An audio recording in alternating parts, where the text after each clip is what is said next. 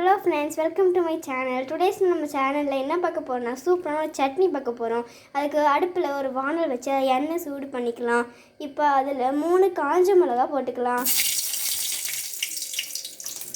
மிளகா போட்டுட்டு கொஞ்சமாக நறுக்கி வச்ச பூண்டும் சேர்த்துக்கலாம். அதுக்கப்புறம் கொஞ்சமாக பச்சை மிளகா போட்டுக்கலாம். நீங்கள் காஞ்ச மிளகா எடுத்தீங்கன்னா கொஞ்சமாக பச்சை மிளகா போட்டுக்கலாம். பச்சை மிளகா மட்டும் எடுத்திங்கன்னா காஞ்ச மிளகா போட. உங்களுக்கு தேவைப்பட்டால் கொஞ்சமாக இஞ்சி போட்டுக்கலாம். இப்போ வெங்காயம் போட்டுக்கலாம்.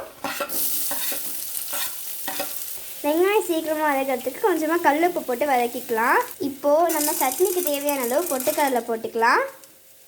பொட்டுக்கடலை போட்டு ரொம்ப நேரம் வதக்கக்கூடாது. 1 மினிட் மட்டும் வதக்கிட்டு சட்னி ஆற வச்சு அரைச்சிக்கலாம். இதில் அவ்வளோதான். இப்போ சட்னி நல்லா வதக்கியாச்சு. இப்போ நம்ம சட்னி அரைச்சி தாளிச்சாச்சு. இந்த சட்னி இட்லி தோசை ரெண்டுத்துக்குமே நல்லாயிருக்கும். ஸோ தேங்க்யூ ஃபார் வாட்சிங். லைக் பண்ணுங்கள், ஷேர் பண்ணுங்கள், சப்ஸ்கிரைப் பண்ணிக்கோங்க. அண்ட் கூடவே இருக்கிற பெல் ஐக்கானை கிளிக் பண்ணிக்கோங்க. அடுத்த வீடியோ